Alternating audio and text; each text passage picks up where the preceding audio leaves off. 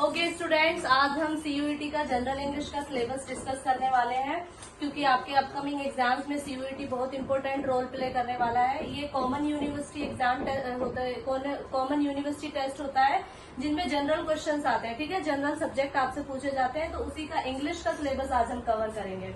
ठीक है, चलिए देखते हैं।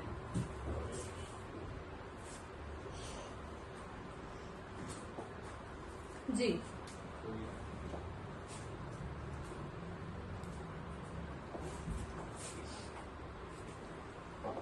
ये हमारा इंग्लिश का सिलेबस है सीयूईटी का।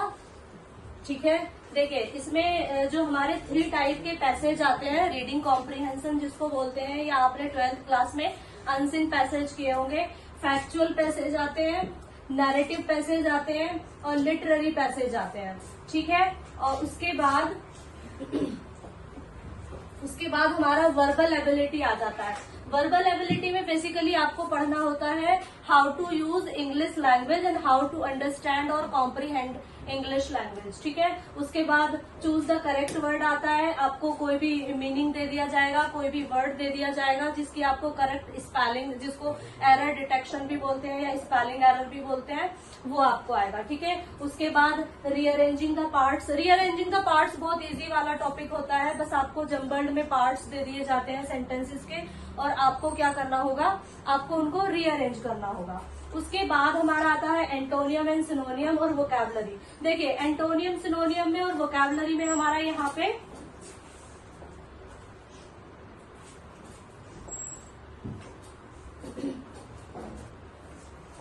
एंटोनियम सिनोनियम आते हैं, और वोकैब में क्या क्या आता है।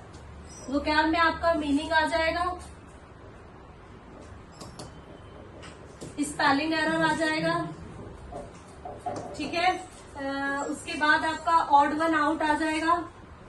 कोई भी ऑड करके पूछ लेंगे, 4ABC करके आपको दे देंगे और आपको फाइंड आउट करना होगा कि किस तरह से हमारा A, B, C और D करके। ठीक है, और हमें ऑप्शन सेलेक्ट करने होंगे कि इनमें से ऑड कौन सा है, या पेयर में दे देते हैं ऐसे, फिर हमें नेक्स्ट वाला ऑप्शन सेलेक्ट करना होता है। ठीक है, उसके बाद आगे बढ़ते हैं। देखिए सिलेबस आपको बहुत छोटा सा दिया हुआ है, बट छोटा सा सिलेबस नहीं है, इसमें पूरी होल सोल ग्रामर आपकी कवर हो जाती है।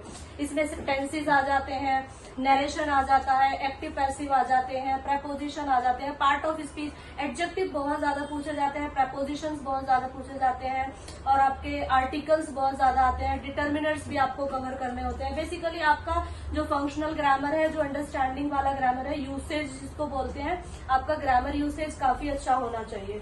ठीक है, उसके बाद हम आगे चलते हैं। देखिए मीनिंग ऑफ वर्ड वो ही है हमारा कि पैसेज में इसको पूछ लेते हैं। फिर उसके बाद एंटोनियम सिनोनियम वाला पार्ट है। Synonym and antonym questions will assess one's mastery of English language. ठीक है, इस तरह के एंटोनियम सिनोनियम पूछे जाएंगे जो आपको पता लगाएंगे कि आपकी इंग्लिश लैंग्वेज पे मास्टरी कितनी अच्छी है। ठीक है, उसके बाद आपका रीअरेंजिंग जो ऊपर लिखा हुआ था वही सब है ये।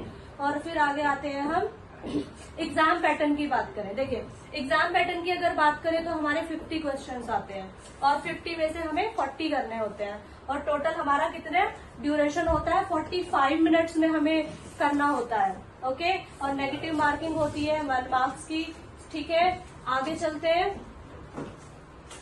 जी। ये रहा इंग्लिश में से टोटल नंबर ऑफ क्वेश्चन 50 होते हैं, हमें आउट ऑफ 40 करने होते हैं जी। ठीक है, और हमारा 200 मार्क्स का, आप यकीन नहीं करेंगे, कट ऑफ 200 आउट ऑफ 200 तक भी जाती है, क्योंकि पेपर उतना डिफिकल्ट नहीं आता। 12th लेवल का आता है, जनरल इंग्लिश आती है। ठीक है, उसके बाद हम थोड़ा सा एक ब्लूप्रिंट जिसको बोलते हैं वो रेडी कर लेते हैं कि कौन सी यूनिट से कितने क्वेश्चन आते हैं, मतलब प्रोबेबिलिटी कितनी होती है। चलिए देखते हैं। देखिए रीडिंग कॉम्प्रिहेंशन हमारी आरसी आती है, जिसमें से 84 क्वेश्चन आते हैं। तो आपको चाहिए कि आप आरसी की प्रैक्टिस बहुत अच्छे से करें। डेली बेसिस पे आप एक छोटा सा पैसेज पिक कर लें। अभी तो बहुत टाइम है, आपका बहुत अच्छे से हो सकता है। अगर आपकी पैसेज में इतनी अच्छी पकड़ नहीं है तो आप उसको अच्छे से प्रैक्टिस कर सकते हैं। डेली एक छोटा सा पैसेज ऑनलाइन पिक कर लें, या मैं आपको, अगर आपको चाहिए तो कमेंट कर दीजिएगा, मैं आपको उसका PDF शेयर कर दूंगी। ठीक है, उसके बाद वोकैबुलरी से आते हैं हमारे 8 to 10 क्वेश्चन, 8 से 10 क्वेश्चन हमारे वोकैबुलरी से आते हैं। फिर हमारा जो ग्रामर, जो फंक्शनल ग्रामर होता है जिसमें टेंसेज और नरेशन, एक्टिव, पैसिव और ये सारी चीजें जो होती हैं उससे 3 से 5 क्वेश्चन आते हैं, 3 से 5 क्वेश्चन आते हैं। फिर चूज द करेक्ट आता है हमारा। चूज द करेक्ट भी हमारा उसी पे बेस्ड होता है, जो हमारी ग्रामर होती है जिसको हम पढ़ रहे होते हैं, प्रेजेंट, पास्ट, फ्यूचर और ये सारे टेंसेज और हमारा फंक्शन जो होता है। और रीअरेंजिंग आते हैं हमारे 3 से 5 क्वेश्चन। ठीक है, बस ये था हमारा सिलेबस। और इसके अलावा मैंने अभी अपने चैनल पे आपको टेंसेस का मेरा सीरीज चल रहा था और बहुत जल्दी मैं आपको नरेशन कराने वाली हूँ। ऐसे ही इंशाल्लाह हम 1-1 करके सारे टॉपिक्स कवर कर लेंगे। ठीक है, थैंक यू।